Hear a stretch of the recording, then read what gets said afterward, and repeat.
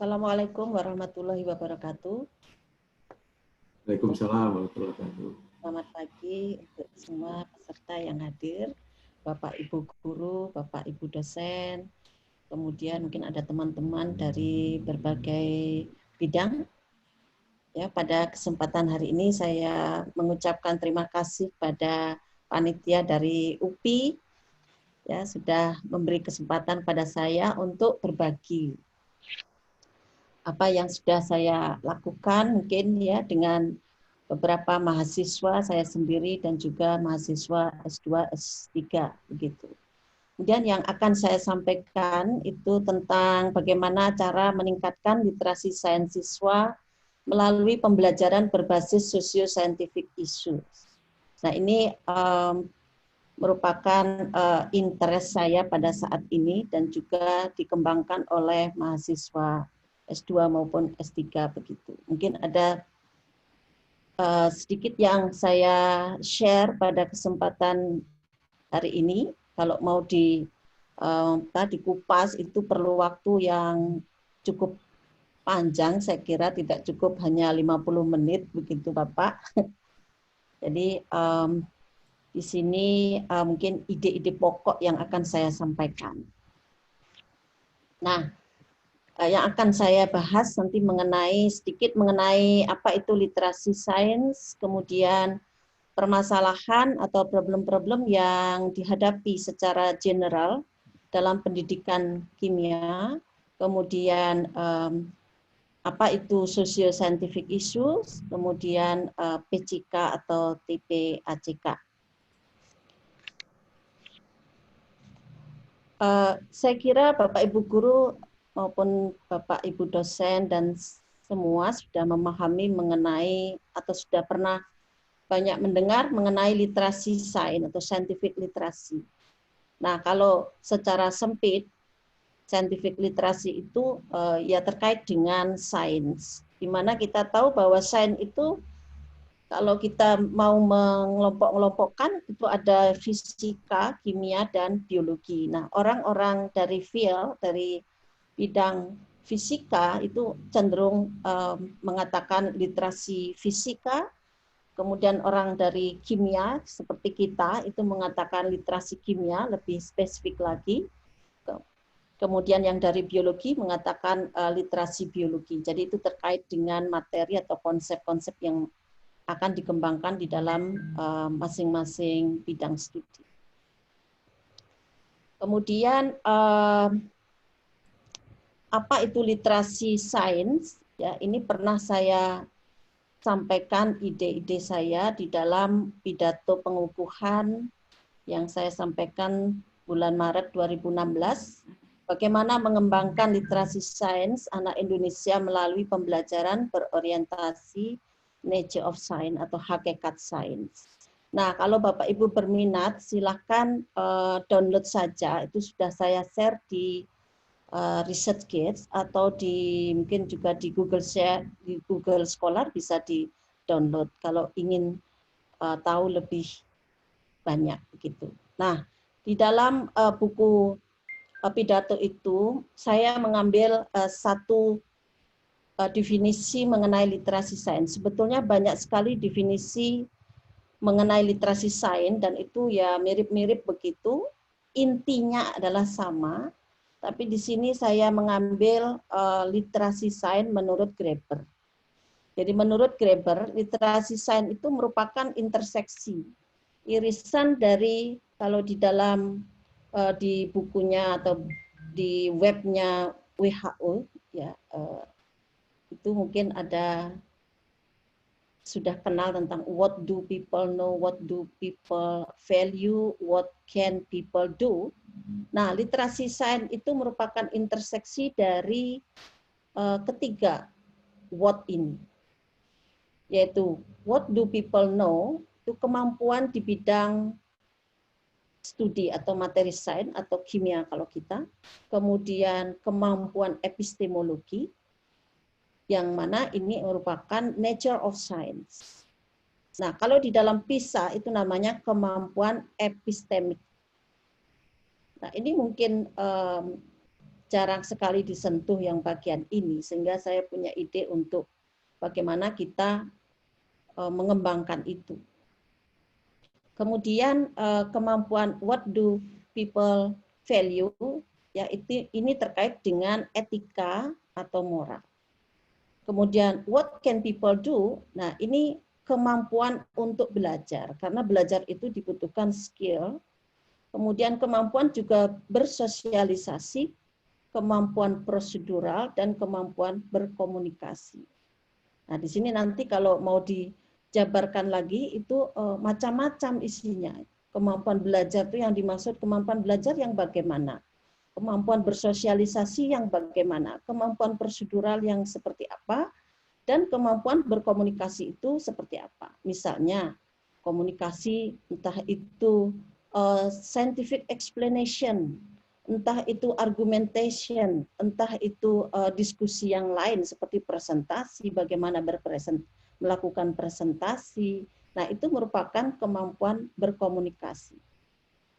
Nah, literasi sains itu merupakan irisan dari itu, diperlukan kemampuan-kemampuan itu untuk bisa dikatakan sebagai orang yang melek sains atau berliterasi sains. Nah, kalau di dalam bidang kimia, kita mengatakan chemical literate person. Jadi orang yang berliterasi kimia dikatakan berliterasi jika pertama dia memahami tentang ide-ide ilmiah secara umum. Contohnya bagaimana seorang ilmuwan, kemis, melakukan inquiry, bagaimana dia melakukan investigasi, dan seterusnya. Kemudian mereka yang berliterasi itu memahami karakteristik dari kimia. Seperti apa? Misalnya menjelaskan fenomena, karena di dalam fenomena kimia itu tidak lepas dari 3 aspek makroskopik, submikroskopik, dan simbolik. Ini yang secara umum. Kemudian memahami bagaimana menginvestigasi dinamika proses reaksi dan energi yang berubah selama proses kimia. Ini menyangkut konsep. Kemudian memahami dan menjelaskan kehidupan yang terkait dengan struktur kimia dan proses dalam kehidupan sehari-hari. Serta bagaimana penggunaan bahasa-bahasa kimia. Jadi ini intinya adalah konsep, ya, dalam konsep atau semua karakter-karakter yang ada di dalam kimia atau body of knowledge kimia itu. Nah, kemudian orang yang berliterasi kimia itu harus memahami bagaimana kaitan antara kimia dengan konteks. Jadi chemistry in context. Memahami pentingnya pengetahuan kimia dalam menjelaskan fenomena sehari-hari yang terkait dengan inovasi atau proses sosiologis. Kemudian dapat menggunakan pemahaman kimia dalam kehidupan sehari-hari, in their daily life, in decision making, dan juga berpartisipasi di dalam perdebatan-perdebatan sosial yang terkait dengan isu-isu yang mengandung konten-konten kimia.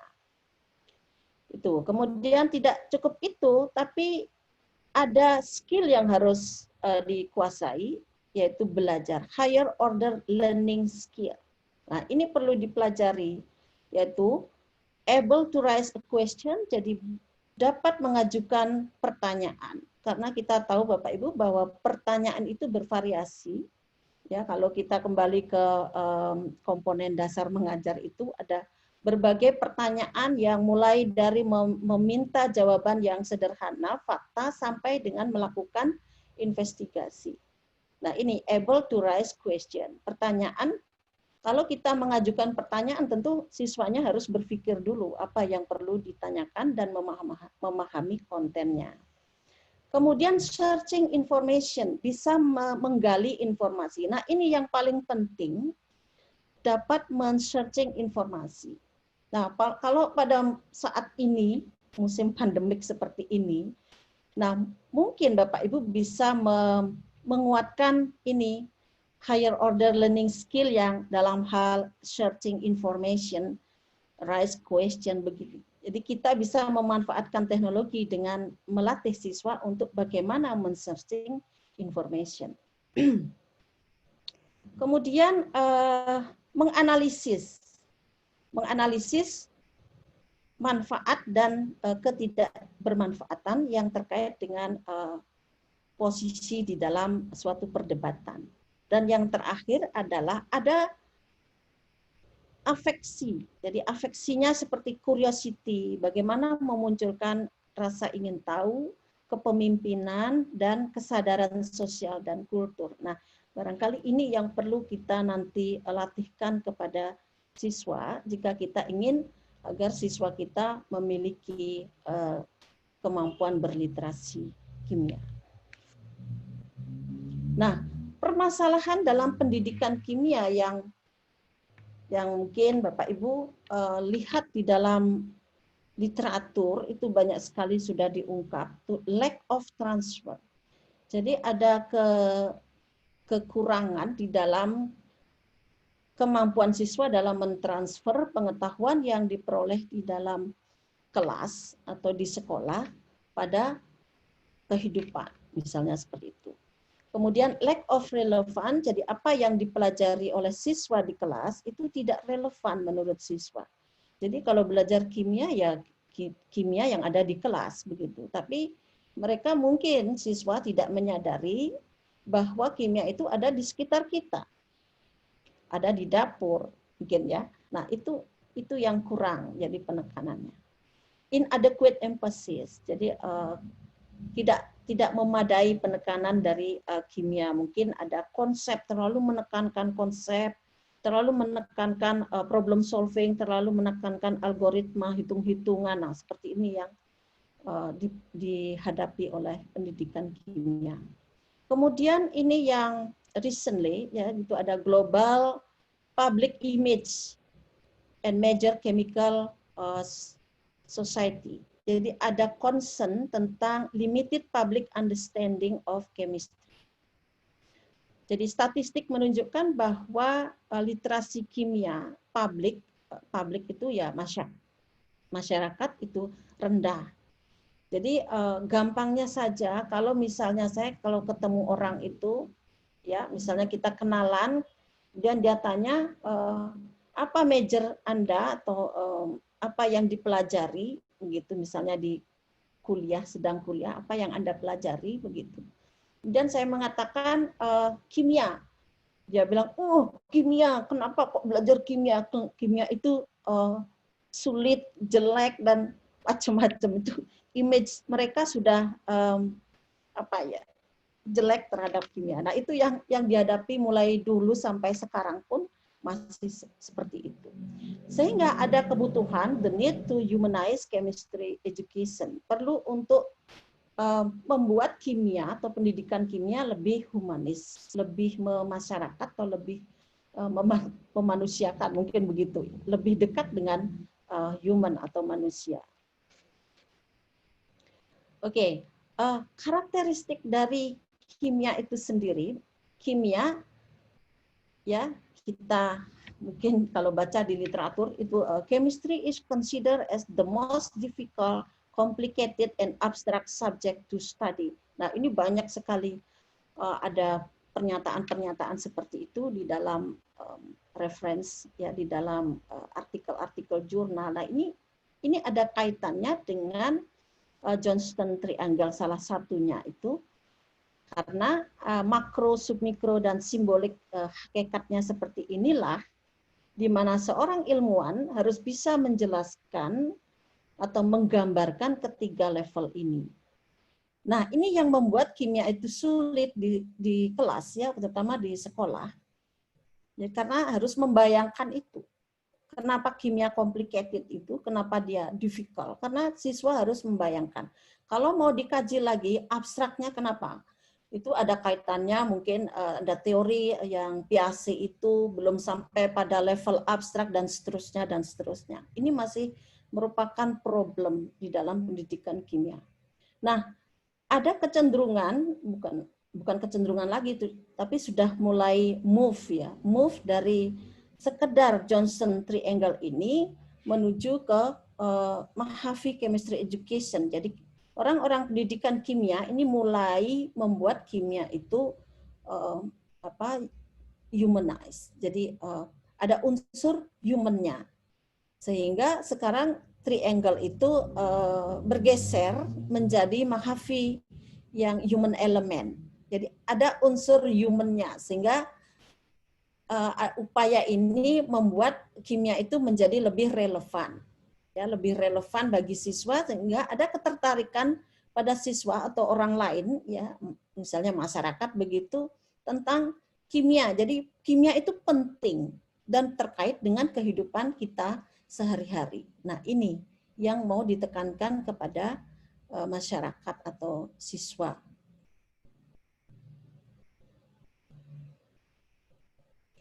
Nah, salah satu pendekatan yang menerapkan perspektif humanistik ini adalah penggunaan context-based education. Mungkin di dalam ini movement yang dilakukan baik itu di Eropa, kemudian di Amerika, ya, seperti konteks, ada bukunya itu, ada textbook yang muncul kayak Salter textbook, kemudian ada chemistry and context, Chemcom, dan sebagainya. Itu adalah bentuk-bentuk dari membuat kimia itu menjadi humanistic, context-based education. Nah, pertanyaan yang menggiring itu adalah, what do the students need to know to understand the context?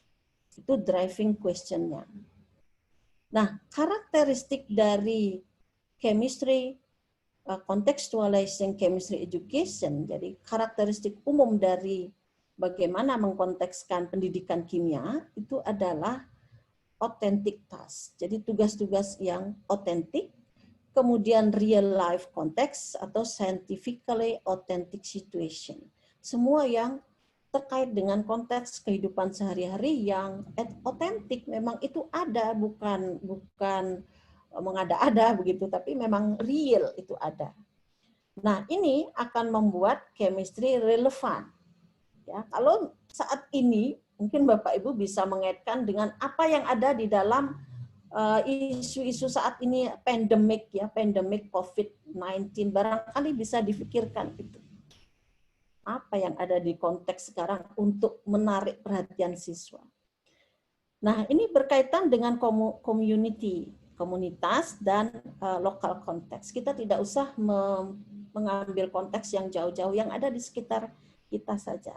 Nah, salah satu konteks yang menarik bagi saya, ini masih kita kembangkan lagi di dalam riset mahasiswa, itu adalah pemanfaatan sosio-scientific isu. Isu-isu yang sosio-scientific, karena sosio itu ada kaitannya dengan masyarakat.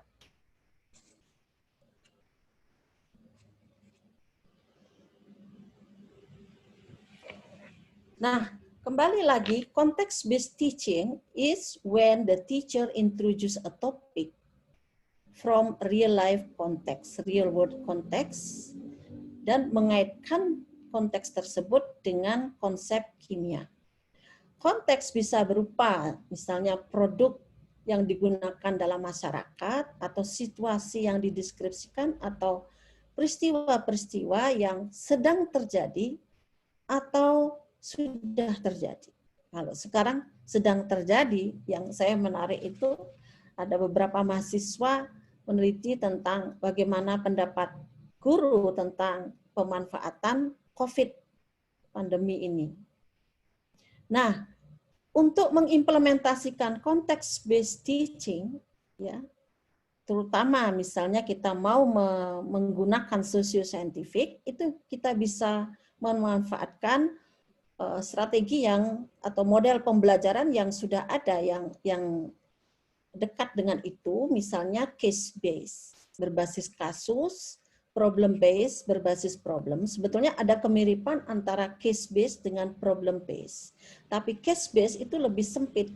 Kalau problem base itu kalau kita mau mengikuti model yang realnya itu biasanya lebih dekat ke project sebetulnya. Arahnya lebih general.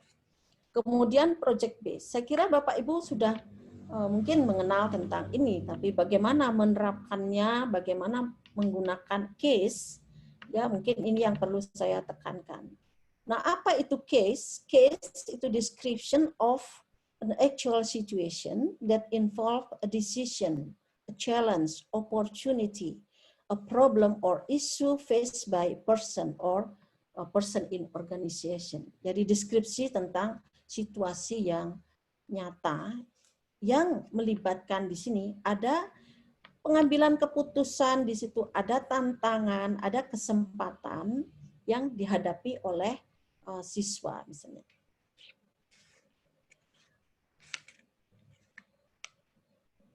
Nah, baru-baru ini ya, baru-baru ini mungkin beberapa bulan yang lalu itu mahasiswa saya dan saya tuh melakukan menyebarkan angket dengan Google Form. Salah satu pertanyaan ya seperti ini. Jika pada guru ya, kepada guru subjeknya 58 guru kimia, 74% itu wanita dari Provinsi Jawa Timur. Jawa Timur ini ada Malang, ada Jombang, Gresik, Surabaya, Banyuwangi, Bondowoso, Tulungagung, Mojokerto itu komposisi dari 58 guru itu. Jadi mewakili Jawa Timur. Nah, ada satu pertanyaan di dalam survei itu, jika saya bisa mendapatkan materi tentang masalah sosiosaintifik, seperti contoh, jadi kita beri bacaan tentang COVID-19, kemudian ini adalah salah satu contoh dari COVID-19, salah satu contoh dari masalah sosiosaintifik. Kemudian diajukan pertanyaan, jika saya bisa mendapatkan materi tentang masalah sosiosaintifik, maka saya ingin mengembangkan materi tentang masalah sosiosaintifik untuk pembelajaran kimia di kelas. Jadi hampir 95% guru kimia ini agree and strongly agree, setuju dan sangat setuju untuk memanfaatkan sosiosaintifik. Ini Jawa Timur, enggak tahu kalau Jawa Barat maupun Jawa Tengah atau yang lain. Gitu. Nah, kalau kita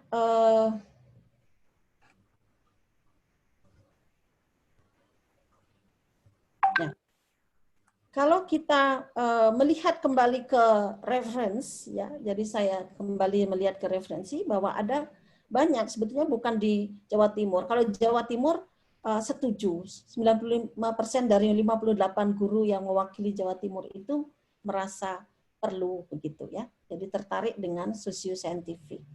Dan saya kembali ke reference, ke literatur, itu permasalahan yang muncul di situ ada sedikit guidance, ya. Ada sedikit bantuan bagi guru bagaimana mengincorporate, mengaitkan, jadi menyertakan socio-scientific issue di dalam sains atau chemistry, ya, terutama critical step, bagaimana memilih vokal isu dari SSI yang akan digunakan sebagai case. Isu yang bagaimana, isu utama yang bagaimana yang bisa dimanfaatkan menjadi sebuah kasus di dalam SSI. Nah, ini rupanya hanya sedikit guidance. Ya. Nah, saya mencoba mengkaji reference, ya, mengkaji, kemudian kita juga meraba-raba sebetulnya bagaimana caranya supaya ini bisa dimanfaatkan oleh Bapak Ibu guru begitu. Nah, mungkin kita perlu ada yang sudah memahami tentang socio-scientific issue, ada juga yang merupakan ini hal yang baru barangkali bisa kita lihat karakteristik dari isu socio-scientific. Ya. Nah, ini kalau di dalam literatur yang paling mungkin ada yang berminat, yang paling getol itu Sadler dan Zeidler. Sadler dan Zeidler. Ini istilahnya orang yang paling getol begitu. Apa yang dimaksud dengan socio-scientific issue? Ya, socio-scientific issue atau isu-isu socio-scientific menggunakan topik-topik kimia atau sains secara berencana, terencana, ya. Jadi secara purposif, jadi memang disengaja, dan di mana menuntut siswa untuk engage, terlibat nanti di dalam sebuah dialog, diskusi atau debat. Jadi memang disengaja topik itu dipilih supaya nanti bisa memunculkan dialog atau diskusi atau perdebatan. Kemudian permasalahan yang diambil itu biasanya kontroversial. Kenapa kontroversial? Kalau tidak kontroversial, tidak akan memunculkan sebuah diskusi atau debat. Kalau di Indonesia barangkali jarang sekali ada debat itu perdebatan di dalam pembelajaran kimia. Ya. Kalau diskusi mungkin sering. Tapi yang paling bisa mengengage atau mengajak siswa untuk berdiskusi secara istilahnya kalau bahasa Jawa gayeng begitu ya, itu adalah permasalahan yang kontroversial, yang memiliki elemen tambahan, yang menuntut reasoning, penalaran, kemudian di situ ada moral terkait, kemudian mengevaluasi juga isu-isu etika, ya, etis, ya, etika di dalam proses membuat keputusan bagaimana memecahkan permasalahan itu harus mengaitkan dengan etika yang ada di dalam masyarakat kita. Kemudian tujuan dari isu socio-scientific itu adalah personally meaningful and interesting to student. Jadi kita harus mengambil isu-isu yang secara personal itu memang bermakna atau relevan dan menarik bagi siswa. Nah, ini tugas dari kita sebagai pengajar, kalau kita tertarik pada SSI ini, bagaimana memilih, sekarang kan mungkin siswa paham selalu update tentang COVID begitu. Nah, sebagai guru kita pilih bagaimana caranya atau aspek-aspek apa yang bisa nanti memunculkan diskusi, kemudian bisa bermakna bagi siswa dan juga menarik bagi siswa. Nah, kemudian di situ juga isu itu menuntut evidence-based reasoning, penalaran yang berbasis evidence, bukti, menggunakan konteks untuk memahami informasi ilmiah yang disajikan. Nah, ini menurut definisi dari Sadler dan Zeidler. Nah, kalau bukan isu COVID barangkali, ini yang paling umum atau yang sudah biasa kita lihat di dalam berbagai media mungkin, ya, ini tentang polusi. Tapi tidak sekedar kita menghubungkan bahwa di sekitar kita terdapat berbagai polusi, tetapi bagaimana cara menyajikan polusi ini supaya ada di situ perdebatan, ada diskusi yang membutuhkan tadi, ada etika muncul, ada self-awareness, ada environmental awareness, kesadaran tentang lingkungan, dan seterusnya yang mana di dalam proses diskusi itu nanti yang akan kita kembangkan itu adalah learning skill-nya, higher order learning skill-nya. Seperti bagaimana nanti siswa bisa memunculkan pertanyaan yang berkualitas, bagaimana siswa bisa men-searching informasi, bagaimana siswa bisa berkomunikasi dengan temannya atau bisa berargumentasi atau bisa menjelaskan dengan benar. Nah, itu. Kemudian contoh lain misalnya yang ada di sekitar kita tentang penggunaan atau penyalahgunaan minuman begini, alkohol, ya, kalau di kimia. Kemudian bisa juga tentang monosodium glutamat, harmful effect. Jadi ada dilematika di situ, dilema. Jadi permasalahan yang dilematis, misalnya zat aditif, MSG begitu, tapi di sisi lain ada, ya ini karena tidak mematikan sehingga barangkali take for granted, jadi tidak terlalu dipermasalahkan bisa jadi. Tapi kita bisa memunculkan ini menjadi sesuatu yang diperdebatkan, kemudian ada data-data ilmiah, bukti-bukti ilmiah dan sebagainya itu supaya kelihatan saintifik gitu. Ini bisa digunakan sebagai case. Acid rain, ya misalnya acid rain. Ketika kita membelajarkan apa? Misalnya asam basa, ya ada acid rain. Kita ambil ini sebagai kasus permasalahan-permasalahan yang dihadapi oleh masyarakat. Ya, ini bagaimana plus minusnya dari perkembangan industri dan sebagainya. Kemudian ada juga ini sebetulnya ini permasalahan yang dekat dengan siswa, tapi apa ya sudah permasalahan yang bukan hal yang baru kalau yang ini. Tapi ini mungkin perlu dikemas menjadi sesuatu yang dilematis begitu. Ada poin-poin dari sosio-saintifik yang bisa digunakan.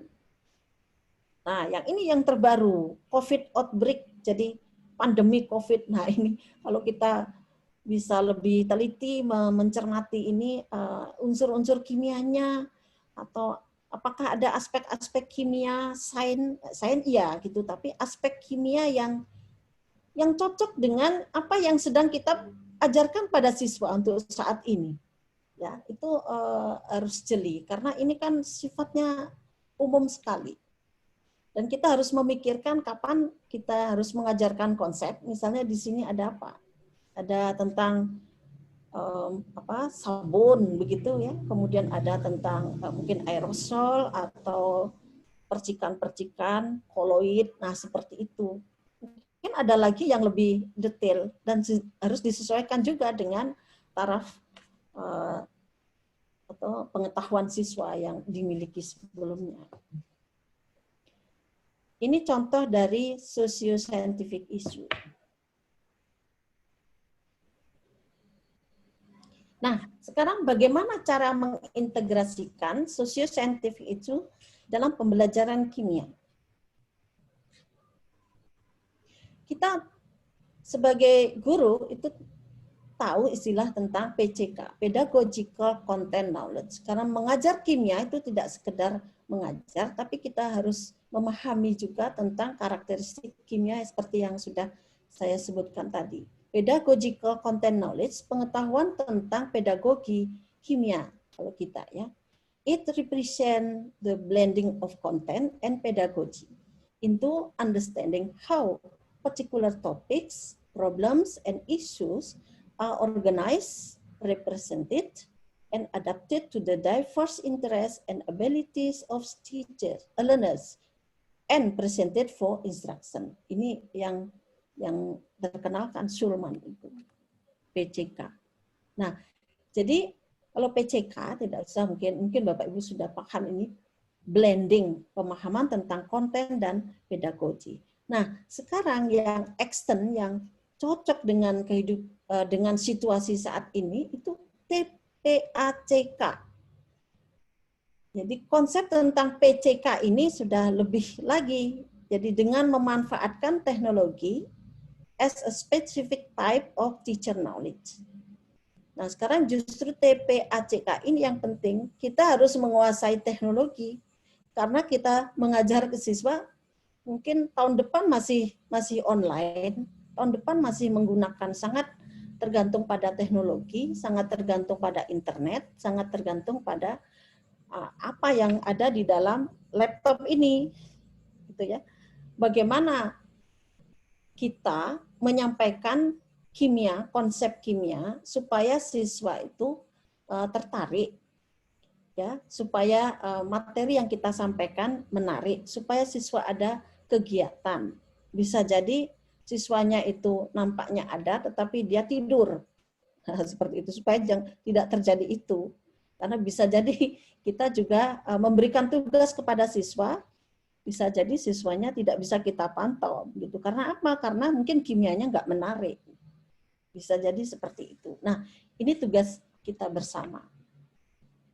Nah, model TPACK, kalau sekilas kita lihat bahwa TPACK itu adalah pemahaman, jadi interseksi dari kemampuan kita bagaimana mengaitkan antara pengetahuan teknologi, pengetahuan tentang kimianya, dan juga pedagogi. Ini ada bahasan tersendiri. Ya, jadi TPACK itu pengetahuan guru tentang when, where, and how to use technology while guiding students to increase their knowledge and skill in particular content area using appropriate pedagogical approach. Jadi bagaimana caranya supaya kita bisa mengaitkan teknologi kapan, di mana, dan bagaimana. Kemudian ini teorinya seperti ini, Misra, ya. Mungkin bisa Bapak Ibu baca di sini. Nah, kembali lagi ke itu tentang TPACK. Sekarang kita lihat tentang context-based instruction. Tadi saya ambil contoh satu saja yang case-based instruction.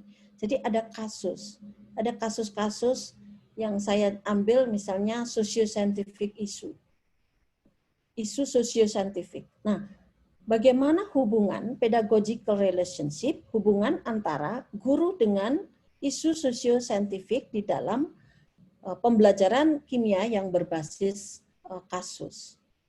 Nah, kita perlu memperhatikan guru itu memiliki pemahaman tentang kimia, subject matter, kemudian PCK atau TPACK, kemudian punya pengalaman multidisiplin. Jadi pengalaman hidup yang multidisiplin. Jadi macam-macam, tidak hanya pengetahuan tentang kimia, tapi di luar itu. Nah, ini akan memfasilitasi bagaimana menentukan SSI. Nah, SSI di dalam kasus SSI itu, ya socio-scientific, itu ada konten kimianya, kemudian ada konteks saintifik dan masyarakat. Jadi intinya adalah ada sosial di situ. Kemudian dari sisi siswa itu akan menggunakan dan mengembangkan pengetahuan subject matter kimianya, kemudian juga bisa mengembangkan nature of science, jadi pengetahuan epistemik, ya, pengetahuan epistemiknya. Jadi nature of science. Nanti kalau misalnya ingin tahu Bapak Ibu tentang nature of science bisa dicek buku pidato yang saya share ya di Google, mungkin bisa dilihat apa sih sebetulnya nature of science. Karena ini mungkin Bapak Ibu sudah Bapak Ibu guru sudah memahami artinya, sudah paham. Nah, ini begini. Di dalam referensi atau di dalam literatur, ya, orang-orang melakukan riset itu bahwa begini, kalau kita sudah melakukan inquiry, itu asumsinya siswa sudah paham tentang epistemik atau nature of science. Tetapi hasil riset tidak seperti itu. Kalau kita mengajarkan inquiry, otomatis mereka paham tentang nature of science. Tidak seperti itu ternyata. Jadi nature of science itu atau pengetahuan epistemik itu memang harus diajarkan kepada siswa secara eksplisit. Ya, bagaimana ilmuwan itu mengkonstruk atau membangun pengetahuan itu harus diajarkan secara eksplisit. Kalau tidak eksplisit, kita hanya berasumsi, kita sudah melakukan inquiry, entah itu guided atau open inquiry, itu belum tentu siswa itu paham tentang pengetahuan epistemik atau nature of science. Gitu. Ini hasil risetnya. Kemudian selain itu, siswa juga menggunakan dan mengembangkan pengalaman hidupnya, dan yang paling penting ini adalah bagaimana caranya mengembangkan transferable skill, keterampilan yang bisa ditransfer seperti berpikir kritis, pemecahan masalah, kemudian argumentasi, penjelasan ilmiah, team working, dan sebagainya. Tuh. Nah, kemudian bagaimana caranya mengembangkan di sini, menggunakan dan mengembangkan karakter. Jadi ilmuwan kan punya karakter, curiosity, interest, social environment awareness. Nah, ini karakter-karakter inilah yang bisa kita bangun di dalam pemanfaatan socio-scientific issue.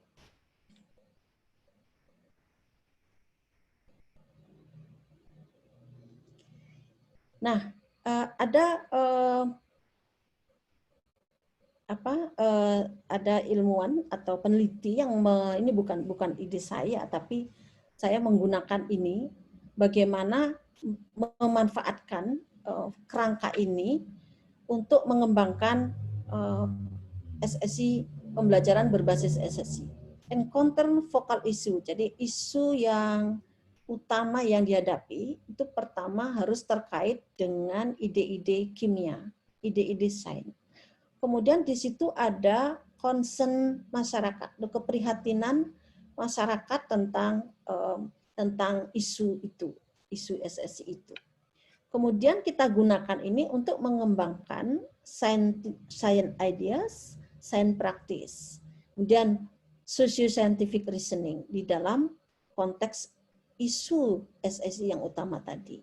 Nah, apa itu science ideas?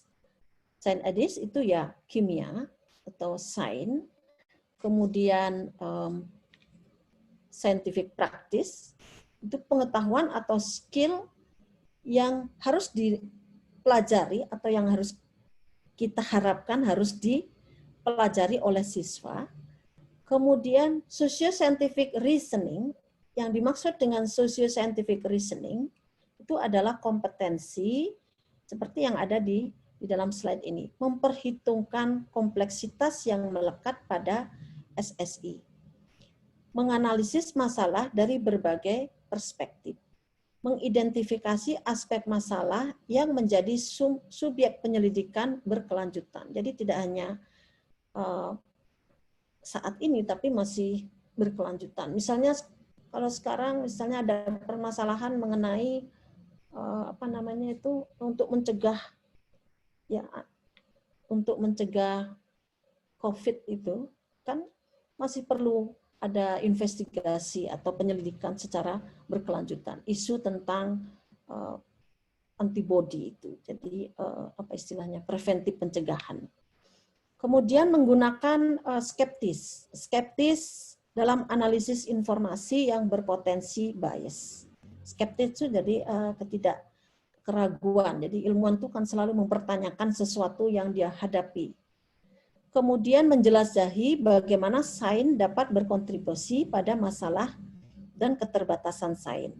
Jadi bagaimana ilmu itu bisa berkontribusi terhadap permasalahan. Bagaimana kimia bisa memberikan kontribusi kepada permasalahan. Nah, itu antara lain kompetensi dari socio-scientific reasoning. Kemudian kita mensintesis ide, praktis, dan reasoning melalui aktivitas yang memunculkan atau yang berpusat pada isu yang kita fokuskan. Nah, di dalam kegiatan ini setelah kita pikirkan, ya, maka kita harus memunculkan, berpikir juga agar siswa itu memiliki kesempatan untuk bisa menggunakan, menerapkan ICT, TIK. Kemudian dia memiliki kesempatan untuk melakukan refleksi tentang keyakinannya, posisinya, kemudian mungkin etika yang dia miliki atau pikiran tentang etika atau kesadaran lingkungannya terkait dengan isu gitu. Jadi ada refleksi di situ. Selain pemanfaatan, siswa memiliki kesempatan untuk memanfaatkan TIK, ya, dia juga punya harus bisa merefleksikan pikirannya, keyakinannya, value-nya tentang permasalahan yang kita munculkan di dalam SSI. Nah, kemudian untuk langkah awal di dalam membangun kasus ini, jadi memilih dan membuat kasus ini, pertama adalah ini dari Eckbott, itu ada sarannya starting point. Jadi kita mengawali dengan situasi kita lihat di sekitar kita. Yang paling dekat kan kita harus men-searching di internet yang paling mudah. Atau TV program, ada homepage, ada newspaper atau koran mungkin ya, yang paling mudah sekarang itu mungkin di internet itu. Kita pilih situasi real life yang otentik. Banyak itu ya, sekarang banyak. Jadi situasi-situasi yang bisa kita pilih itu pertama.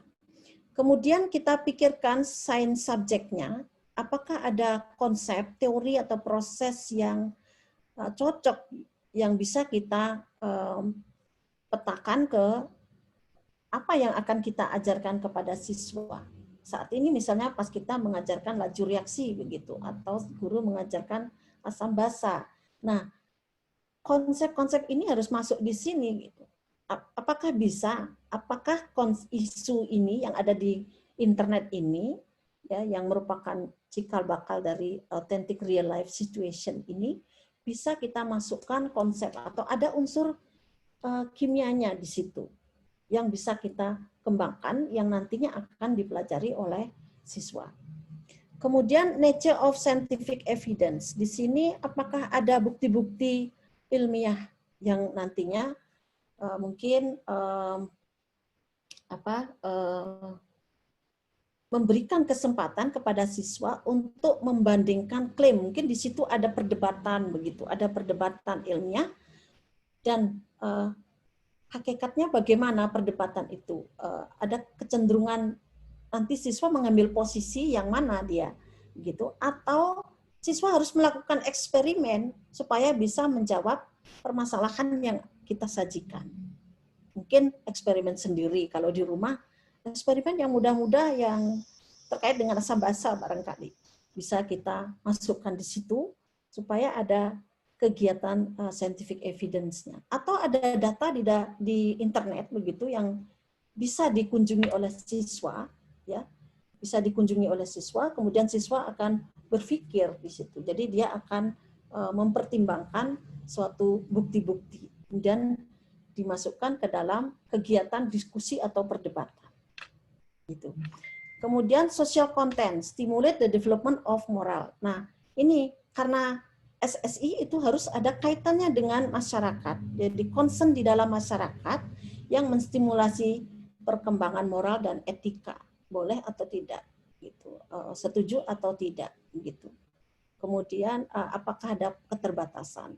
Mungkin secara agama barangkali, secara moral bagaimana, kemudian aturan-aturan barangkali itu bisa kita masukkan.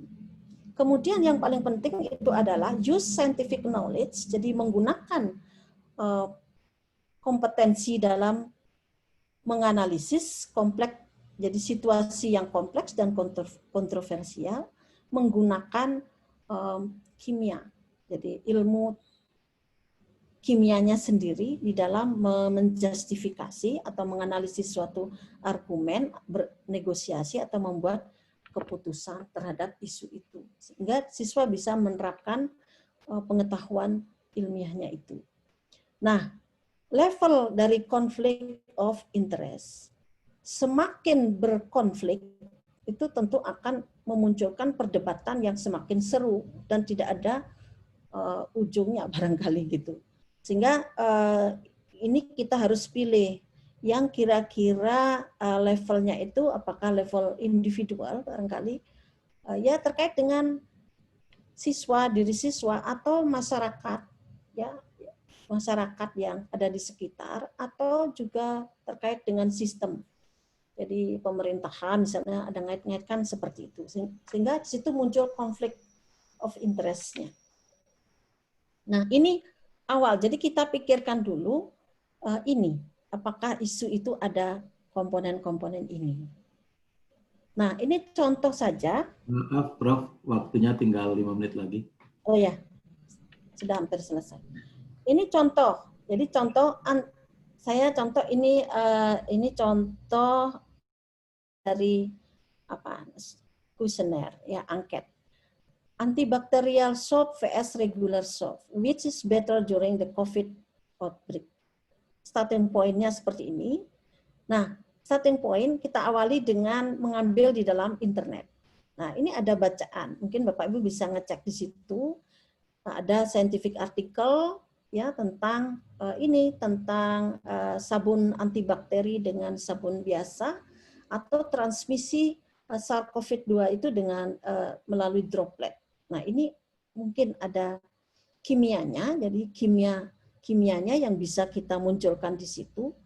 Kemudian isu ini kan well known, jadi diketahui. Tapi ada misleading barangkali di situ, ada penggunaan sign yang misuse. Jadi misleading sign is misuse, jadi salah penggunaan barangkali di situ. Kemudian sosial kontennya bisa media literasi, ekonomi, kemudian etik bisa masuk situ. Kemudian penggunaan pengetahuan ilmiah bisa berpikir kritis, bisa dimunculkan di situ. Kemudian meneliti tentang informasi, scrutinize information bisa masuk di situ. Kemudian level konfliknya bisa individual atau masyarakat. Jadi mungkin terkait diri sendiri atau juga yang ada di dalam masyarakat. Seperti misalnya sabun antibakterial, itu kan juga masyarakat juga menggunakan itu. Apakah penting harus antibakterial atau sabun biasa saja sudah bisa untuk menghilangkan misalnya kuman-kuman seperti itu, ataukah kita harus mencari sabun yang khusus antibakterial? Nah, itu. Kemudian ini yang terakhir adalah urutannya adalah pertama memilih vokal issue. Jadi isu yang utama yang akan digunakan, ya, menggunakan konseptual tool yang saya jelaskan tadi. Kemudian memilih materi dan sumber belajar. Setelah itu memutuskan, karena ini berbasis kasus, kasus itu bisa tidak ada strategi yang khusus, tapi case-nya kita bisa ambil, kemudian kita inkorporasi atau kaitkan dengan inquiry based learning. Jadi mungkin bisa berbasis apa? Bapak Ibu yang sudah diketahui apa? Misalnya menggunakan guided kah, ataukah mungkin POGIL kah, atau mungkin menggunakan ADI, argument driven dan sebagainya bisa digunakan itu. Hanya tadi bagaimana cara memilih case-nya. Kemudian yang paling penting di sini, setelah kita memilih case-nya, yang paling penting bagaimana kita merancang pertanyaan yang menunjukkan, ya, yang membutuhkan siswa untuk bisa menggunakan HOTS. Jadi kalau di dalam SSI itu, socio-scientific itu, biasanya problem solving-nya itu kan ill structure, tidak ada pola tertentu untuk menyelesaikan itu. Kalau problem solving yang di kelas itu biasanya sudah tertentu, diketahui apa, ditanyakan apa, jawabannya bagaimana. Tapi kalau soal itu problemnya itu adalah socio-scientific, itu yang diketahui apa, harus dicari dulu, kemudian yang ditanyakan apa. Nah, itu siswa mungkin bisa bertanya di situ, sehingga itu ill structure. Nah, ini yang mungkin perlu dikembangkan gitu. Bagaimana cara siswa memecahkan permasalahan yang tidak terstruktur dengan baik, ill structure. Dan ini merupakan topik tersendiri untuk diteliti. Baik. Saya kira itu Bapak sudah cukup waktunya. Terima kasih atas perhatiannya. Assalamualaikum warahmatullahi wabarakatuh.